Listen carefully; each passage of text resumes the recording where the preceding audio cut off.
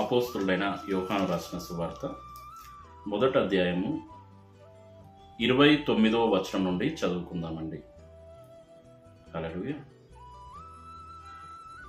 యోహాను సువార్త 1వ అధ్యాయం 29వ వచనం నుండి చదువుకుందామండి. హల్లెలూయా.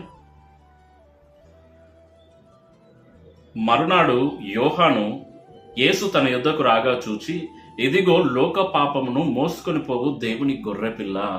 అయితే ఆ మరుసటి రోజు యేసుక్రీస్తు ప్రభువారు బాప్తిజం ఇచ్చి యోహాను దగ్గరికి వస్తుంటే బాప్తిజం ఇచ్చి యోహాను చూచి అంటున్నాడు, ఇదిగో లోక పాపమును మోసుకొని పోవు దేవుని గొర్రెపిల్ల అని సాక్ష్యం ఇస్తున్నాడండి. హల్లెలూయా, హల్లెలూయా.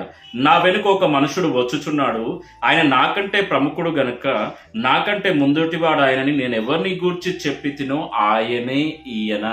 అయితే అరణ్యంలో ఒకని గూర్చి చెప్పుతున్న ఒకని స్వరము, ఒకని శబ్దం అని యెషయా ప్రవక్త ఏదైతే ప్రవచించినాడో అదే చెప్తున్నాడు. నేను ఎవరి గురించి అయితే నాకంటే వెనుకొకడు వచ్చుచున్నాడు, నాకంటే ప్రముఖుడు అని నేను ఎవరి గురించి అయితే చెప్తున్నానో ఇదిగో ఈయనే అని చెప్పి యేసుక్రీస్తు ప్రభువును చూపించడం జరుగుతుందండి. హల్లెలూయా, హల్లెలూయా. నేను ఆయనను ఎరగనైతిని గాని ఆయన ఇశ్రాయేలుకు ప్రత్యక్షమగుటకు నేను నీళ్లలో బాప్తిజం ఇచ్చు వచ్చి తినని చెప్పాను. అయితే నేను ఆయన ఎరగను గాని ఇశ్రాయేలు ప్రజలు ఆయన ఎరుగుటకు ఆయనకు నేను నీళ్లలో బాప్తిజం ఇచ్చాను.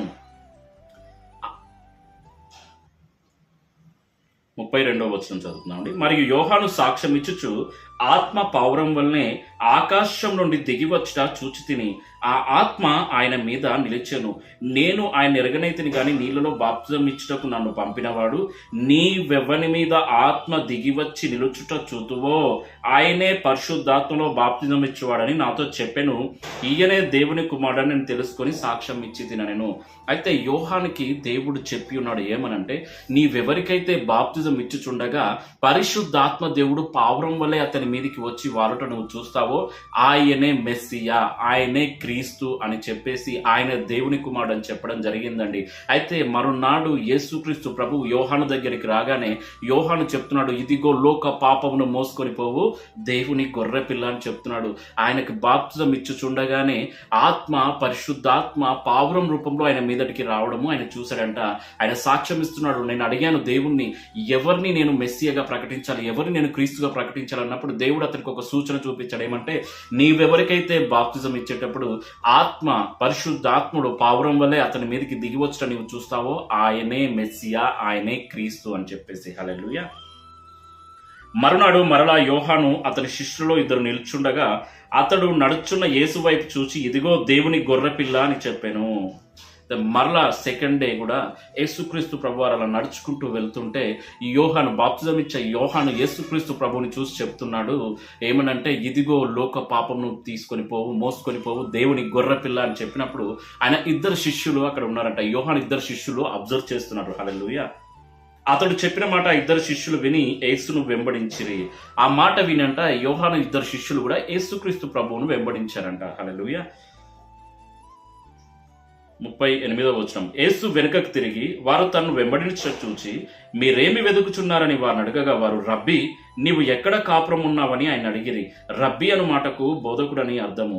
అయితే యేసుక్రీస్తు ప్రభువారు వెనుకకు తిరిగి, మీరు ఏం వెతుకుతున్నారు, నన్ను ఎందుకు వెంబడిస్తున్నారు, మీకేం కావాలని వారిని అడగడం జరిగిందండి. వారిని అడిగినప్పుడు వారు ఏమన్నారంటే, రబ్బీ నీవెక్కడ కాపురం ఉంటున్నావు. రబ్బీ అనే మాటకు బోధకుడు అని అర్థం అంట. హల్లెలూయా.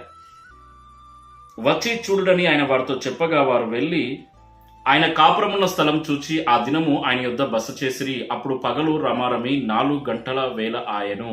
అయితే మీరే వచ్చి చూడండి నేను ఎక్కడ ఉంటున్నానని యేసుక్రీస్తు ప్రభువారు చెప్పగానే ఆ శిష్యులు ఆయనతో పాటుగా వెళ్ళి ఆయన కాపురమున్న స్థలం చూసి అక్కడనే యేసుక్రీస్తు ప్రభువారితో బస చేశారంట. అక్కడే ఆ రోజు గడిపారంటండి. హల్లెలూయా.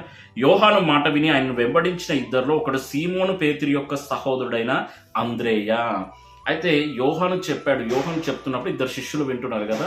ఆ 2 శిష్యులలో ఒకడెవరు అని అంటే సీమోను పేతురు యొక్క సహోదరుడైన అంద్రేయ. ఇతను మొదట తన సహోదరుడైన సీమోను చూచి, మేము మెస్సియాను కనుగొంటిమని అతనితో చెప్పి యేసునొద్దనికి అతనికి తోడుకొని వచ్చాను. మెస్సియా అను మాటకు అభిషిక్తుడని అర్థము. యేసు అతని వైపు చూచి, నీవు యోహాను కుమారుడవైన సీమోనువు, నీవు కేఫా అనబడదు అని చెప్పెను. కేఫా అను మాటకు రాయి అని అర్థము. అయితే యేసుక్రీస్తు ప్రభువును చూసి బాప్తిజం ఇచ్చి యోహాను చెప్పిన మాటలు విని ఇద్దరు శిష్యులు ఆయనను వెంబడించడం జరిగిందండి. హల్లెలూయా. ఆ ఇద్దరు శిష్యులు Spirit of God help me, Lord. Oh Spirit of God help me. Oh Spirit of God నీకే స్తోత్రం. హల్లెలూయా, హల్లెలూయా. Oh Spirit of God, పరిశుద్ధాత్మ నీకు స్తోత్రం.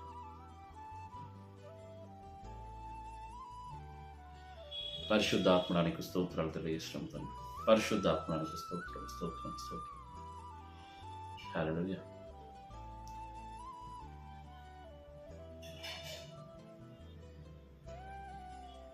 హల్లెలూయా. అయితే యోహాను చెప్పిన మాటలు విని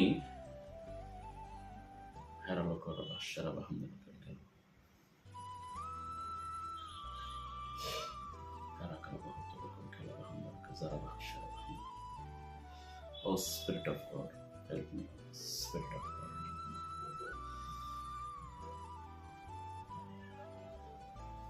అయితే యోహాను చెప్పిన మాటలు విని ఆయనను వెంబడించిన వారిలో సీమోను పేతురు యొక్క సహోదరుడైన అంద్రయ్య ఉన్నాడండి. సీమోను పేతురు యొక్క సహోదరుడైన అంద్రయ్య. అతడు మొదటిసారిగా పేతురు దగ్గరికి వెళ్ళి చెప్తున్నాడంట, మేము మెస్సియాను కనుగొన్నాము అని పేతురుతో చెప్పగానే పేతురుని యేసుక్రీస్తు ప్రభు దగ్గరికి తీసుకొని వచ్చినప్పుడు పేతురుని చూసి యేసుక్రీస్తు ప్రభు అంటున్నాడు, అతని వైపు చూసి, నీవు యోహాను కుమారుడవైన సీమోనువు, నీవు కేఫా అనబడదువు. కేఫా అనే మాటకు రాయి అని అర్థము. హల్లెలూయా. అయితే దేవుడు చెప్తాడు పేతురుని చూసినప్పుడు, నీవు నీ బండ మీద నా సంఘాన్ని కడతా అని చెప్పేసి. అయితే యేసుక్రీస్తు ప్రభు వారు పేతురును చూడగానే చెప్తున్నాడు, నీవు యోహాను కుమారుడవైన సీమోనువు, నీవు కేఫా అని పిలువబడతావు, దాని మాటకు రాయి అని అర్థము. మరునాడు ఆయన గలిలయకు వెళ్ళగోరి ఫిలిప్పును కనుగొని నన్ను వెంబడించుమని అతనితో చెప్పెను. ఫిలిప్పు బేత్సైదా వాడు, అనగా అంద్రేయ, పేతురు అనేవారు పట్టణపు కాపురస్తుడు. అయితే మరి ఒక దినమున యేసుక్రీస్తు ప్రభు వారు ఫిలిప్పును కనుగొని నన్ను వెంబడించు అని అడిగారంటండి. నన్ను వెంబడించు అని అడిగినప్పుడు ఫిలిప్పు యేసుక్రీస్తు ప్రభువుని వెంబడించడం జరిగింది. ఫిలిప్పు బేత్సైదా వాడు. ఫిలిప్ ఎక్కడి వాడంటే ఈ అంద్రేయ, పేతురు వీళ్ళంతా కూడా ఒక పట్టణానికి చెందినవారంట. హల్లెలూయా. ఫిలిప్పు నతనాయేలును కనుగొని, ధర్మశాస్త్రంలో మోషేయు ప్రవక్తలను ఎవని గూర్చి వ్రాసలో ఆయనను కనుగొంటిమి, ఆయన యోసేపు కుమారుడైన నజరేయుడగు యేసు అని అతనితో చెప్పాను. అయితే ఫిలిప్పు ఇంకొక నతనాయేలును కనుక్కొని నతనాయేలుకు చెప్తున్నాడు, ఇదిగో ధర్మశాస్త్ర గ్రంథంలో మోషే గాని ప్రవక్తలు గాని ఎవరి గురించి ప్రవచించినారో, ఎవరి గురించి వారు రాసినారో అతని నేను చూసినాను, ఆ మెస్సియాని నేను చూసినాను, ఇదిగో ఆయన ఎవరో కాదు, నజరేయుడైన యేసు అని చెప్పేసి అతనికి చెప్తున్నాడు అండి. హల్లెలూయా, హల్లెలూయా. 46వ వచనం. అందుకు నతనాయేలు, నజరేతులో నుండి మంచిది ఏదైనా రాగలదా అని అతను అడగగా, వచ్చి చూడమని ఫిలిప్పు అతనితో అనెను. హల్లెలూయా. అయితే నతనాయేలు అంటున్నాడంటే ఏమనంటే, ఈ నజరేతు నుండి ఏదైనా మంచిది ఏదైనా రాగలుగుతుందా అని చెప్పేసి ఫిలిప్ను అడిగినప్పుడు, సరే నువ్వు వచ్చి చూడు అని చెప్పి ఫిలిప్ అంటున్నాడండి. హల్లెలూయా, హల్లెలూయా. ఎందుకంటే నజరేతులో ఆ సమయంలో దొంగలు కానీ ఇట్లా మంచి సాక్ష్యం లేదు ఆ పట్టణానికి. ఆ నజరేతు నుండి వచ్చి నజరేయుడైన యేసు అని పిలిపించుకోవడానికి దేవుడు ఎక్కడ సిగ్గుపడలేదండి. హల్లెలూయా. మనకు తెలుసు, మనము స్టువర్టుపురం అని ఒక ఊరి గురించి మనం విన్నాం. స్టువర్టుపురం అంటేనే మనకు తెలుసు దొంగలకు ఫేమస్ అని, కానీ ఇప్పుడు అది సువార్తపురంగా మార్చబడింది. హల్లెలూయా. అదేవిధంగా నజరేతులో ఒకప్పుడు ఏముండేదో కానీ యేసుక్రీస్తు ప్రభు వచ్చిన తర్వాత నజరేయుడైన యేసు అని పిలిపించుకోవడానికి ఆయన ఎక్కడ కూడా సిగ్గుపడలేదు. నజరేతులో ఇది మంచిది దొరకదా, అయితే సరేదా నాతో వచ్చి చూడు అని చెప్పి ఫిలిప్పు చెప్పడం జరిగిందండి. హల్లెలూయా. యేసు నతనయేలు తన ఎదుటకు వచ్చి చూచి, ఇదిగో ఇతడు నిజముగా ఇశ్రాయేలీయుడు, ఇతని యందు ఏ కపటము లేదని అతని గూర్చి చెప్పెను. యేసుక్రీస్తు ప్రభువు నతనయేలును చూడంగానే చెప్తున్నాడు ఏమనంటే, ఇదిగో ఇతనిలో ఏ కపటం లేదు, నిజంగా ఇతను ఇశ్రాయేలీయుడు, ఇతనిలో ఏ కపటం కూడా లేదు అని చెప్తున్నాడండి. హల్లెలూయా. 48వ వచనం, నన్ను నీవు ఎలాగు ఎరుగుదువని నతనయేలు ఆయనను అడగగా, యేసు, ఫిలిప్పు నిన్ను పిలవక ముందే నీవు ఆ అంజురపు చెట్టు క్రింద ఉన్నప్పుడే నిన్ను చూచితినని అతనితో చెప్పాను. నన్ను నీవు ఎట్లా తెలుసు, నా గురించి నువ్వు ఎట్లా చెప్తున్నావు అని యేసుక్రీస్తు ప్రభుని అడుగుతున్నాడు నతనయేలు అడుగుతున్నాడు, నా గురించి నీకు ఎట్లా తెలుసు, నువ్వు ఎట్లా చెప్తున్నావు అన్నప్పుడు యేసుక్రీస్తు ప్రభు అంటాడు, ఫిలిప్పు నిన్ను పిలవక ముందే నీవు ఆ అంజురపు చెట్టు క్రింద ఉన్నప్పుడే నేను నిన్ను చూశాను అని చెప్పేసి చెప్తున్నాడండి. హల్లెలూయా. 49వ వచనం, నతనయేలు, బోధకుడా, నీవు దేవుని కుమారుడవు, ఇశ్రాయేలు రాజవు అని ఆయనకు ఉత్తరం ఇచ్చాను. అయితే యేసుక్రీస్తు ప్రభు వారు పేతురు వచ్చి నిల్చోగానే అతని గురించి చెప్తున్నాడు, నువ్వు కేఫా అని పిలవబడతావు, నువ్వు యోహాను కుమారుడు అని చెప్పేసి. నతనయేలు రాగానే ఇతని అందు ఏ కపటం లేదు, ఇతను నిజంగా ఇశ్రాయేల్ అని చెప్తున్నాడు. వారి గురించి బయలుపరుస్తున్న కొద్దీ ఫిలిప్పు కూడా ఏమంటున్నాడంటే, ఇదిగో ధర్మశాస్త్ర గ్రంథంలో మోషే గాని ప్రవక్తలు గాని ఎవరి గురించి అయితే రాయబడ్డారో ఆ మెస్సియా నేను కనుగొన్నానని చెప్తున్నాడండి. హల్లెలూయా.